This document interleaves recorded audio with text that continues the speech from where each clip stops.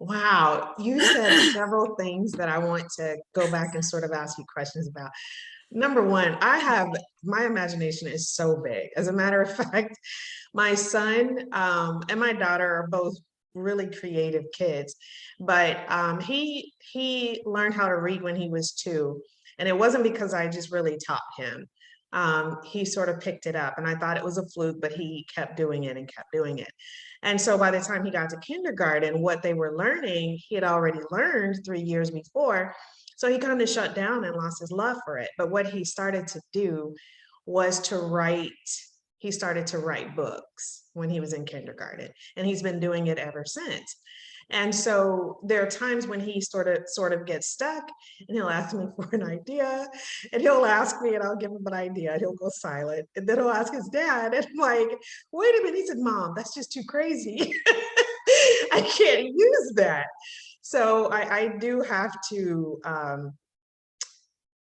I have to bring it in some, but I do also think that it's something that helps me as an entrepreneur too, because if you can't think big, it's so easy to give up. So I wanted to say that. Also, you talked about past lives, and I want to share two things, and I would really love to get your take on it. So my kids, when they were younger, and they said to me once that they had other moms and that they chose me.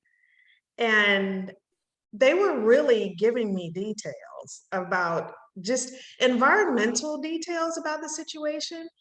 And I just sat there and listened, and I just sort of took it in, and I believed them, but I didn't allow myself to go too far into thinking about it.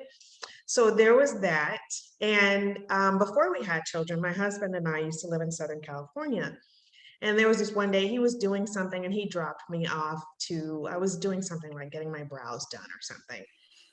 And the lady who had done my brows, she saw us come in together, and she made this comment to me that she could see the connection between my husband and me, and that we had been together before. And it just always stuck with me. And again, I didn't know what to make of it. I believed her, but I just didn't allow myself to go too far with that. What do you, and then the third thing is, I truly believe that I hope people don't think I'm crazy for saying this. I'm just going to say it. I believe that I lived during the Middle Ages. I am obsessed with any show that's middle aged because I feel like I've been there. Like smells, sights. It feels like it was home to me once. And I don't know why. Okay. There's a lot there, and I'm going to close my eyes to make sure that I am anchoring in the approach that's going to be most useful for your answers, and then also for the people who are watching. I want to preface by saying that everyone has their own beliefs, and the beauty of the authentic community, the authentic living community that I've become a part of and made my best friends in, is that it's not a semantic argument of what the beliefs are. Everyone shows up. Those are your beliefs. That's great. Are they helping you or hurting you? If they're hurting you, let's upgrade them, right? And I love that because it's completely agnostic, and it's very you do you. So as I'm describing things and what my beliefs are around the questions you're asking, I want to preface by saying this is what I currently experience and know about the world. And the beauty about growth and development is that in a month or 3 years, all of these beliefs could be completely different, right? I do believe in past lives. In fact, one of the spiritual gifts that I have is accessing the Akashic records.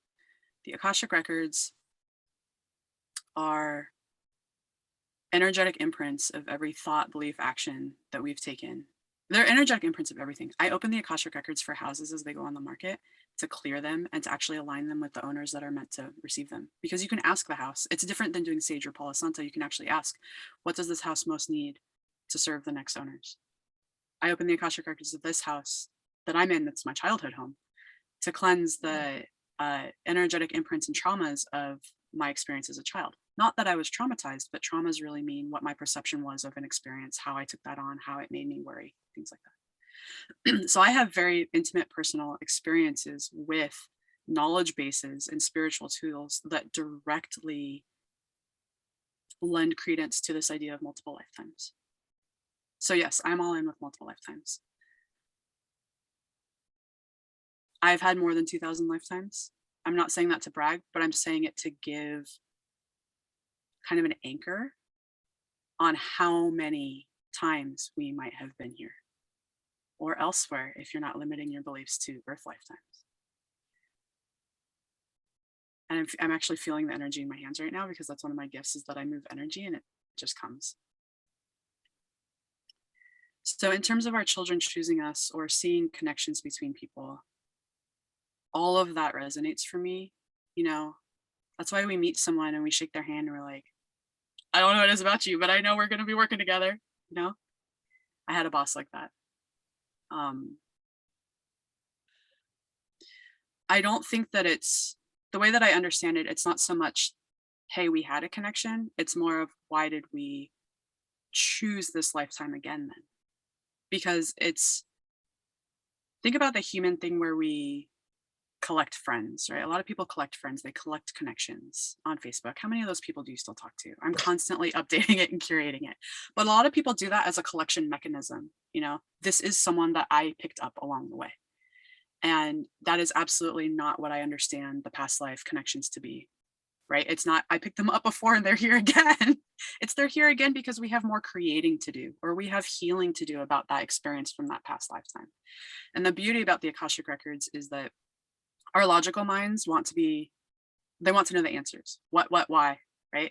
But that logical mind is never going to be solved, because as soon as you get one answer, you want another answer. That's a very human thing. It's a very understandable, but it's not the point. So the Akashic records only ever give answers that are needed in that current moment that serve the highest good of all.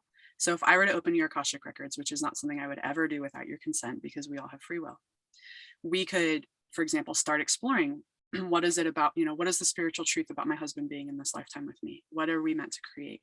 And the answers would actually change or expand over time if we were to open your records sequentially, because you're only going to get the information that you need. It's a very need to know. Spirituality is a very, very need to know basis. That makes sense. That makes sense. I have friends that remember their past lives. They remember being killed for their spiritual gifts in their past lives multiple times. And what I have come to know is that we are at a point in the Earth's evolution where we're not killing people for this anymore. So it's a unique opportunity to actually be open and bright and shine your light. But a lot of us souls come in with the trauma and baggage of remembering, no, I'm not doing that again because I tried it a bunch of times and you hated me for it.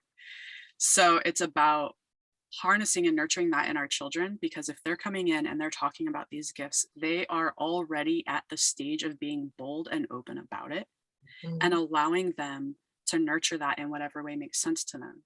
So the last bit I'll add is that, compared to being a homeschooler or a gifted parent facilitator, where we are trying to put things in front of them that are going to help them, when we remember, or if you take the framework that your child has been here before, then they're not a child, right? That soul is fully developed. So it's all about a hands-off experience, and it's about the parent being able to say, that child had, because I've had conversations with my child where she'll say something about what she does with her gifts. And I'm like, okay, I need to go meditate on this because my brain right now is freaking out and wants you to be safe. And then I go and meditate, and it's like, lay off it. She knows what she's doing. I'm glad you said that. My daughter is that way. She's 12, but she's not 12. She's not. She is an adult. She really is. She gets things that I didn't get until I was at least 19. Yeah. And I'm sure you foster it in her, or at least don't do your best not to squash it. I definitely do. I'm very aware, and I explain to her that I'm aware. Like, we're having this moment, I see what's happening through her, and I want to nurture it. But I also sometimes feel like I have to contain it because it can be so big. And I'm like, you know what, you are you are still just 11 or 12. I mean, she turned 12 in January, but yeah, I feel like she's a little bit repressed, and I want I want her to be safe, and I want her to open up. I want her to be her. But she she's she's special. And I like She's that you're not going into special. details, because with our children, it's important also to honor their privacy and that they're not choosing. Yeah, So definitely. um, it's great that we found each other, right? We found this amazing community online. And one of my multifaceted purposes is to get these kids together, because these children are in schools or in local environments where maybe they're not finding other people that are like them. And No. though that's not a recipe for expansion, right? So I have a Facebook group. Can I say the name of it here? Yeah, sure. Yeah. Okay, so it's called Parenting Spiritually Gifted Children. And people are kind of trickling in, and it's not as active as my brain would like it to be right now, but I Mhm. believe that it's holding space as it grows, and it will become active when it needs to. I have this grand vision of hosting week-long retreats with other parents who have spiritually gifted kids, or who have kids who are sensory kids, because quite frankly, a lot of those sensory kids, ADHD, autism, you can trace it down to spiritual gifts. Mm, And specifically homeschooling community, just for logistical reasons, homeschoolers often aren't bound by the academic calendar and can have right, a retreat on the off right, season. right. And in fact, I even know it would be at this Colorado retreat center where Mandy and Oliver, it's their high vibrational land. They have fantastic health food made with love, all this stuff. And it's 30 acres of land so people can get space. Oh, And wow. my friend and I That's want to fabulous. collaborate on it because she connects very well with children. And I love standing in front of an audience. So she would spend time with the children together. And then I would be in the room talking about the actual actionable things with the parents that are holding them back from helping their kids, right? So activating their spiritual gifts, which is one of the things that I can do from taking Oliver's classes. Helping them heal their mom guilt, which is something I have been able to do that is so important to me. Why we carry this around, it's intimate and it holds us back. And then frame shifting, you hear about highly sensitive people, you hear these labels, and then it gets tagged on with all of these physiological things as if, okay, we've solved your problem. When really, if you just frame shift and go, hey, I came in here spiritually gifted, and those gifts include empathy. So I can't be in a crowded room because I feel all your energy and I need to go get space. Cool. Okay. What rules do we need to set around it so that you have the self-care you need and you can thrive? Release the burden label. And I don't know when this will take off, but it is something that's really near and dear to me. And it's funny, right? We can't just put kids together because they're spiritually gifted, because they're multifaceted. Like, it'd be like, you like blue, I like blue, we're best friends. Like, no, there needs to be multiple things that actually Yes, makes them want to absolutely. connect. But Absolutely, but they are more open. Like I think they have a better chance at success with connecting because they are open from the beginning. Like their barriers are a lot more lower, that's if great. that makes sense. Yeah. And Wow. then you said something that I wanted to return to, if you're open to me prying. When you were describing your daughter, you said contain. You used a I restrictive use the word. I was word curious about that. oppressed, and Okay. let me describe it like this. So they went back to a traditional school this fall. And so at home, I mean, we can talk about whatever they want to talk about, and we'll talk about it. At school, they can't do that. And so she just has to hold it in. And she has some pretty strong opinions about different things. Whatever it is that you're learning in school, let's say current events, discussions come up, and you debate about things, but she understands that she's in an environment where if she said what she thinks, she would have repercussions, and she just doesn't want that. So, and even at home, there are times when she thinks that she should have certain freedoms and liberties and all of these things that no, she's not going to, not yet. Even that. So whenever she encounters something that, maybe she feels is not just, I'll say, she just has a big opinion about it. And she's respectful and that sort of thing. But I just feel like I do want to see her have the freedom to say what she thinks, because I know what it's like to not have that freedom. She certainly has freedom to say what she thinks, and a lot more than I ever did. But it's really big. Like, she could participate in this conversation with total ease and just, make a contribution to it. So, and I used to say it's because I resigned, when I was a principal. I was pregnant with her when I was a principal, and 6 months after she was born, I decided to quit because I just couldn't take it. My heart couldn't take it. I needed to be the one taking care of her. And so, like, that was important to me. And so, I forgot where I was going with that, but I just feel like, I just want her to be able to be who she really is at her core. Um, just sort of unencumbered, which I think that's what we all want, but I think a lot of times, for various reasons, we're not allowed to be that. But I just see her desire for it. And I also see a lot of clarity about some things that she wants to do with her life. Like you mentioned, the acreage, she would love that. She has this issue with her back. It's a chronic thing, a pain. And last summer, she wanted to go to this farm camp, and it was from 9 a.m. to 9 p.m.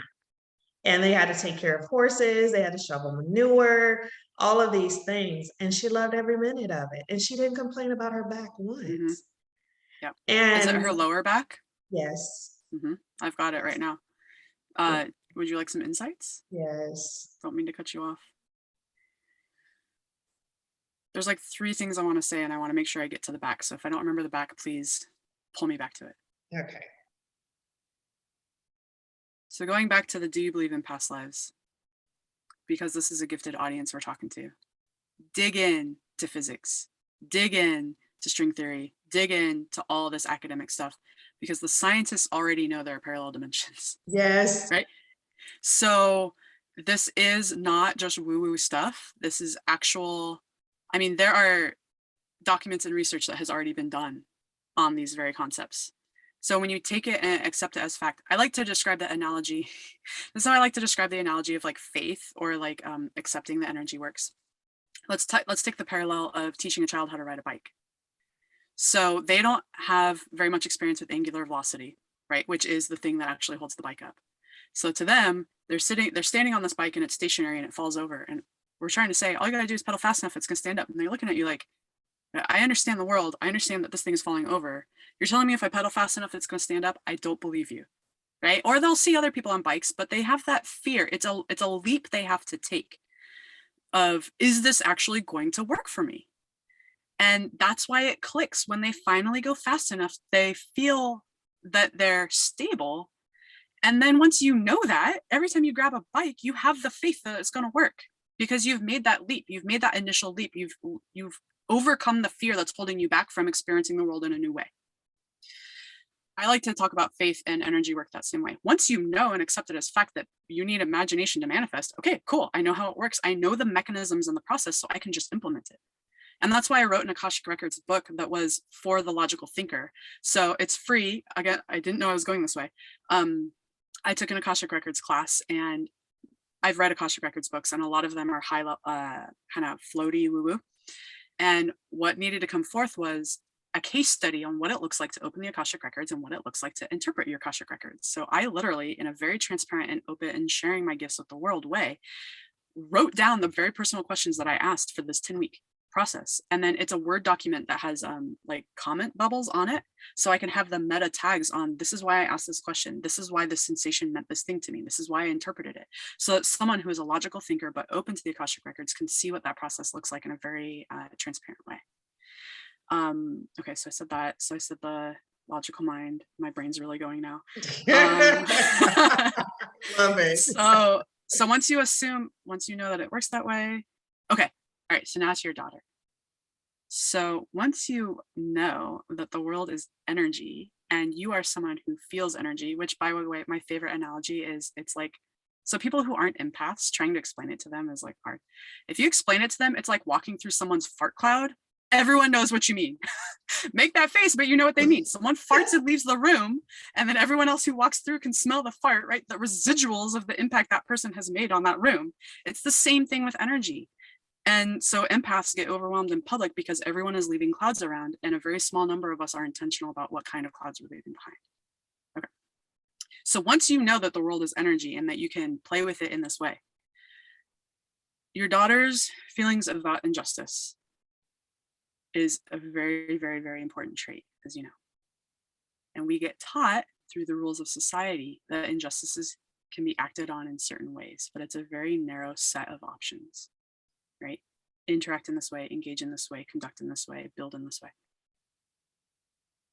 I have no fear about what the current world events are right now. I don't want to say them because I don't want this to get flagged, but you know what I'm talking about. And there's a lot of struggle. I have no fear about it. And the reason is I know that energetically we co-create. I know how powerful I am energetically with my spiritual gifts, not from my ego, but from a service perspective. We get taught that thoughts and prayers mean nothing because we think that it's inaction, but in fact, it is a very potent form of action. I sit there. I am one of my gifts is that I'm a energetic switchboard. So I stand here, I feel the energy coming through, and I just say, send them what they need. Everywhere in the universe, send them what they need. Am I saying, please stop it? No, because stop is a form of friction and resistance, and that is the opposite of energetic flow.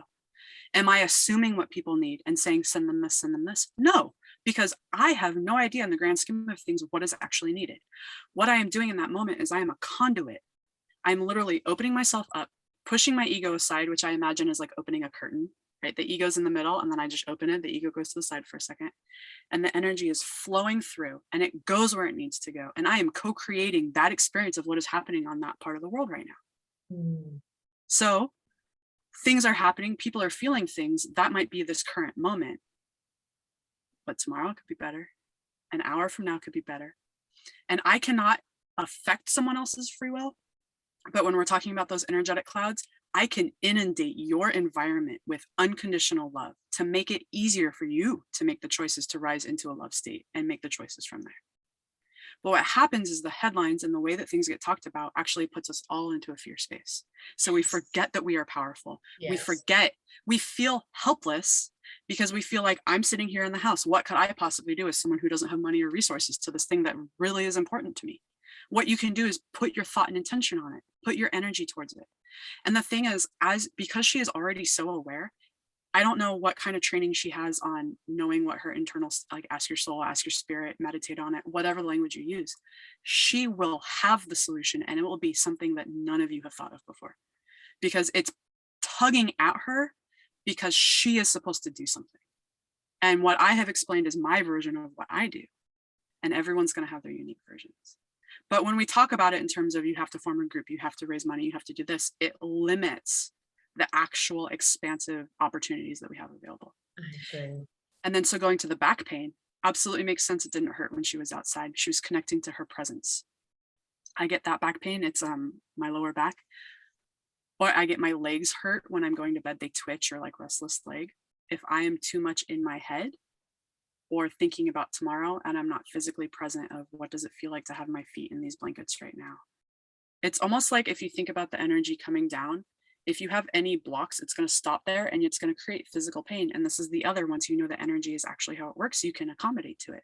Physical pain, headaches, fatigue. Give me any physical symptom, I'll tell you the energetic cause of it. So the energy is trying to come in, her light, her source, her brilliance as a divine being is coming in, and it's getting stopped at the back. And that's the creativity chakra, the sacral chakra. It might be a little bit of the power chakra, the solar plexus. So she's not taking action that she should be taking, or she's feeling helpless and not leaning into her creativity about a topic. And the more that she does those things, and the more that she spends time outside, so nature seems to be important for her self-care. It is. But don't make a rule that says you have to go somewhere. Remember, with the window open, you can connect to outside. Yes. So you do it in a way, but that thrive that helps her, she should be doing that at least once a day, probably every hour, whatever version it looks like for her. And that's going to help. And then having her tap into how can I actually help this instead of feeling helpless, and she'll get creative. That's good. That's good stuff. That's good, AJ. All right. So we haven't talked much about giftedness from an academic perspective. So I'm going to try to tie it together as we close. If there's a message that you could send to our viewers about understanding the giftedness, whether it's just all parts of it, because it's not just one thing, it's a myriad of things. What would you want people to know about giftedness, whether it's spiritual, academic, either or, and what message would you want people to know? As soon as you started asking that, the thought came in. So I'm going to take that as a channel from divinity. This kid knows more than you think they do. Right? Don't approach it like a 3-year-old. Get curious. Why is this child acting this way? What does it mean? What do they need in their environment?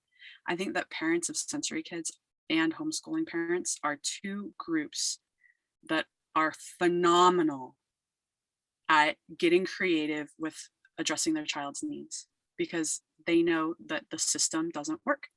Doesn't. Parents of sensory kids, I'm in this Facebook group where we have them downstairs. There are these adult swings, chairs. You give it to a kid and it's a hammock that they can completely burrow in and rock, and it solves their needs. But it's not marketed as that tool. So get curious, right? Nothing is an impediment for this child. Are they struggling with reading? Okay, well then let's get curious about what is needed or what this could possibly mean for their path. And unfortunately, this does take an individualized approach, which we know is the ideal with all education. But if I can speak for a moment for the kids that are actually in a school setting, the parents can't homeschool, I think that's important to address them as well. Right. Because I'm in another group where a lot of parents talk about IEPs for their kids, right? The individualized education plans. Your gifted child, I don't care if it's autism, they're gifted. I don't care if it's, these labels that academically hold them back, they're gifted. Your child is a bull detector. They're not going to put up with something that's inauthentic. That means that if you're trying to be a positive parent and positive parenting techniques, but you're authentically angry inside, your child is picking up on that incongruence. You have to own how you're feeling. You have to own that you're frustrated. But that also means if your child is not connecting with the teacher, that teacher is not approaching your child in a loving way. I'll just say it point blank. It's not the teacher's fault. That teacher is struggling with the resources they've been given, and approach that teacher in a solution finding teamwork perspective. Don't throw blame, that's going to make it worse.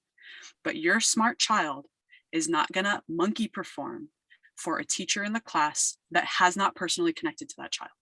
Amen. Simple. Amen. You nailed that. That is especially when that kid notices that they're smarter than the teacher. That's a common theme too. And I just tell them, I don't care that you're smarter than me. You're never going to be smarter than me. I talk about knowledge being infinite. So it's great that this is your area over here. My area is over here. It's not a competition. Right. Absolutely. Yes. Because even among themselves, if they have siblings, they compare. And so we have to help them to understand that we all have strengths and weaknesses. And as a family, we're meant to complement each other. So there's no competition. We celebrate. Oh, and with your kids, and they know that they've chosen you, then you start asking why they chose each other. You lean into the strengths. Yes. What is it that you contribute to our family setting that your sibling can't? Yes. That's a good one. That's a good one. All right. Well, this has been a dynamic conversation. I have really enjoyed this. This has been a unique perspective here. And I hope that I can have you come back at some point. Oh, yes, please. I love these engaging conversations. They're so much fun. Thank you for reaching out. Yeah. So if someone wants to connect with you, can you share how they can do that and where they can find you? Yes. As a dynamic entrepreneur serving the world, never know what my tomorrow is going to look like. I am active on Facebook, Alexis Rigel Johns. That's RIGEL. I am active on Instagram, Rigel Johns, ARIGELJOHNS.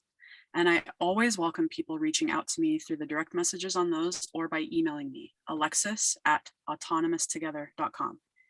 I always have to like mentally spell it, AUTONOMOUS together.com. And the autonomous together, that name of that company really stems, I channeled it in meditation. And the core value with that company name is that I can't tell you how to be. I can't tell you the rules that you need to live by. Society can't tell you who to be. When you find your autonomy and you find your free and you find your power, then you lean into exactly who you are and you show up in this world in a loving way. Because we are all fundamentally love. And anything that is expressing not as love has either chosen to dip to teach a lesson or is being artificially limited by rules and boundaries and limitations. Wow. And on that note, I think we will stop there. Thank you so much, Alexis. This has been a Thank you. great conversation. It's been fun.